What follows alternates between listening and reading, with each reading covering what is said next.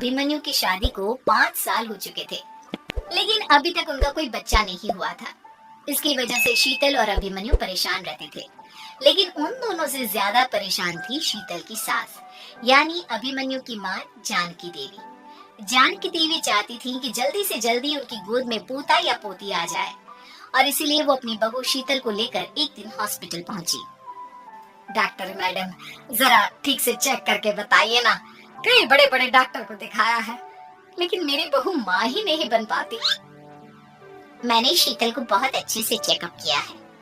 देखिए, बात यह है कि शीतल के अंदर माँ बनने की कैपेसिटी नहीं है। ये आप क्या कह रही हैं डॉक्टर साहब? कोई तो इलाज होगा ना, कोई दवाई दे दीजिए। देखिए, कुछ प्रॉब्लम ऐसी होती है जिनका कोई ट्रीटमेंट नहीं होता। आई एम सॉरी टू से, लेकिन शीतल कभी माँ नहीं बन सकती, क्योंकि उसके यूट्रस में अंदर से ही कुछ प्रॉब्लम है। घर आने के बाद क्या हुआ माँ? कहाँ लेकर गई थी आप शीतल को? अरे कहाँ लेकर जाती, डॉक्टर मैडम के पास ले गई थी, लेकिन तेरी बेबी तो कभी माँ बन ही नहीं सकती। मम्मी जी, इसमें मेरी क्या गलती? अगर अंदर से कोई प्रॉब्लम है तो उसमें मैं भी कुछ नहीं कर सकती। जानती हूँ, यह बात डॉक्टर के मुंह से सुन चुकी हूँ। अब दोबारा मेरे सामने इस बात का गाना मत गा। अरे माँ, परेशान होने की जरूरत नहीं है, हम सोचते हैं ना कुछ। अरे क्या सोचेगा तू, जब डॉक्टर कह चुका है कि तेरी बीबी माँ नहीं बन सकती, तो बता क्या सोचेगा तू? कहाँ से लाएगा बच्चा? माँ, ये तो मैं भी नहीं जानता। अभिमन्यु, क्यों ना हम अनाथ आश्रम से एक बच्चा गोद ले आए? क्या फर्क पड़ता है बच्चा हमारा हो या गोद लिया हुआ? आई बड़ी बातें बनाने वाली, क्या फर्क पड़ता है? अरे क्यों फर्क नहीं पड़ता? मुझे इस वंश को आगे बढ़ाने के लिए मेरे बेटे का खून चाहिए, किसी दूसरे का नहीं। लेकिन माँ, आप जानती हैं कि ये अब पॉसिबल नहीं है। मैं कुछ नहीं जानती। मैं किसी पराये की औलाद को इस घर में अपना पोता या पोती बन के बढ़ता हुआ नहीं देख सकती। मेरा वंश मेरे बेटे के खून से ही आगे बढ़ेगा। लेकिन मम्मी जी, ऐसा कैसे हो पाएगा?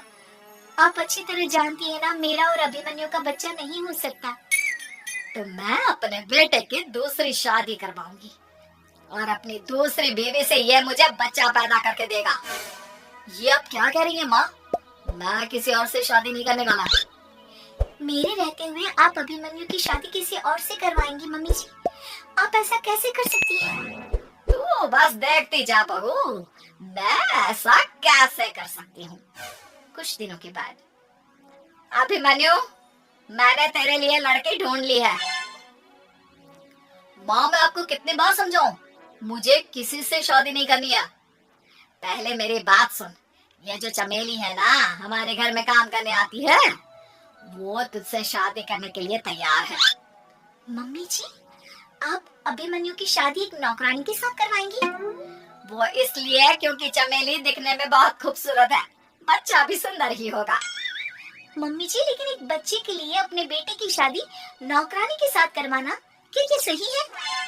अगर अभिमन्यु ने शादी नहीं की ना, तो मैं अपनी जान दे दूंगी। अब देख लो, अगर तुम्हें अपनी माँ की जान प्यारी है तो तुम्हें इस नौकरानी के साथ शादी करनी ही होगी।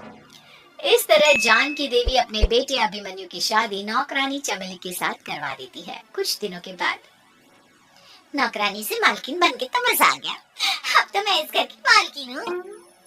देखो, अपने आप को ज्यादा मालकिन समझने की कोशिश मत करो। एक बार तुम्हारा और अभिमन्यु का बच्चा इस दुनिया में आ जाए, उसके बाद तुम इस घर से हमेशा के लिए चली जाना। अरे जाओ जाओ, किसी और के आगे बातें बनाना, एक बच्चा तो पैदा नहीं कर सकी। बढ़िया, जाओ जाकर मेरे लिए कॉफी बना कर लाओ। नौकरानी मैं हूँ या तुम? मम्मी जी, देखिए ना, शीतल मुझसे किस तरह से बात कर रही है। शीतल, तुम्हें पता है ना चमेली प्रेग्नेंट है, मेरे बेटे के बच्चे की माँ बनने वाली है। वो जैसा कहती है वैसा करो। लेकिन मम्मी जी, वो मुझे नौकरों की तरह ट्रीट कर रही है। अरे तो करेगी ना, वैसे भी बहू तुम हो किस काम की, एक बच्चा तो पैदा नहीं कर सकती। जाओ अब घर के सारे काम करो और चमेली को आराम करने दो। थैंक यू मम्मी जी, भगवान आपका भला करे। आप नहीं होती तो मैं नौकरानी से महारानी कैसे बनती।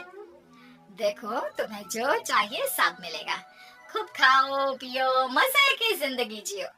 लेकिन बस मुझे एक बच्चा पैदा करके दे दो। कुछ दिनों के बाद, मम्मी, बच्चे के लिए आपने मेरी शादी चमेली के साथ करवा तो दी, लेकिन दिन और रात का चैन मिट गया है। सारा दिन शीतल और चमेली की बहस चलती रहती है। अब शीतल को इस घर में रखने से क्या होगा? मैं तो कहती हूँ उसे घर से निकाल दो, है भी किस काम की। मैं ऐसा नहीं कर सकता माँ, वो मेरी पत्नी है, उससे बहुत प्यार करता हूँ मैं। तुम्हारी पत्नी चमेली है, चमेली, उससे प्यार करो। अरे तुम्हारे बच्चे को जन्म देने वाली है वो। अभिमन्यु, मैं खुद ही इस घर से चली जाती हूँ। वैसे भी अपने ही घर में नौकरों की तरह रहकर परेशान हो चुकी हूँ। घर की नौकरानी मेरे ऊपर हुक्म चलाती है, वो तुम्हारी पत्नी बन चुकी है। अब मेरा इस घर में क्या काम? अभिमन्यु के बार बार रोकने पर भी शीतल उस घर से चली जाती है। कुछ दिनों के बाद चमेली एक बच्चे को जन्म देती है। भगवान ने मेरी सुन ली, मेरे बेटे का घर भर गया, उसका अपना बच्चा इस दुनिया में आ गया। मम्मी जी, बच्चे को हाथ लगाने से पहले मेरी एक शर्त सुन लो। तुम कहना क्या चाहती हो चमेली? आपकी मम्मी को बहुत शौक था ना अपने पोते को खिलाने का। अब देखो, इस दुनिया में हर चीज की कोई ना कोई कीमत होती है। तुम अपनी आधी प्रॉपर्टी मेरे नाम कर दो, बच्चा तुम्हारे नाम। अरे लेकिन मैंने अपने बेटे से तुम्हारी शादी करवाई है, अब ये सौदेबाजी कहाँ से आ गई? जो औरत अपनी बहू को घर से निकाल कर एक नौकरानी के साथ अपने बेटे की शादी करवा दे, वो तो सौदेबाजी कर ही सकती है ना। उसका कैसे भरोसा कर सकते हैं? मुझे बस आप लोगों की प्रॉपर्टी चाहिए, उसके बाद ही बच्चे को आप हाथ लगा सकते हैं। मैंने कहा था ना मम्मी, आप गलत कर रही हैं। देखिए, उसका नतीजा आपके सामने है। जब शीतल को पता चलता है कि अभिमन्यु और चमेली का बच्चा दुनिया में आ गया है, तो वो अपने घर पहुंचती है।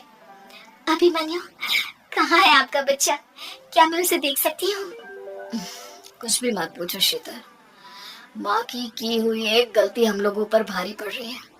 वो नौकरानी अपनी औकात पर आ गई है और अब हमसे अपनी आधी प्रॉपर्टी मांग रही है, वो भी बच्चे के बदले में। एक बात कहूँ अभिमन्यु, आप उससे कुछ भी देने से मना कर दो। अरे कैसी बात कर रही हो? मेरे बेटे की औलाद है उसके पास, ऐसे कैसे मना कर दे? मम्मी जी, वो अभिमन्यु का बच्चा नहीं है, वो चमेली और उसके बॉयफ्रेंड का बच्चा है। ये तुम क्या कह रही हो शीतल?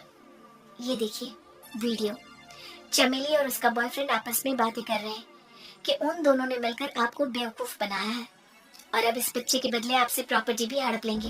हे भगवान, ये मुझसे क्या हो गया? ना तो बच्चा मिला और अपने बेटे की नौकरानी के साथ शादी करवा दी सो अलग। अब क्या होगा? मुझे माफ कर दो शीतल, मेरी वजह से तुम्हें बहुत तकलीफ हुई है।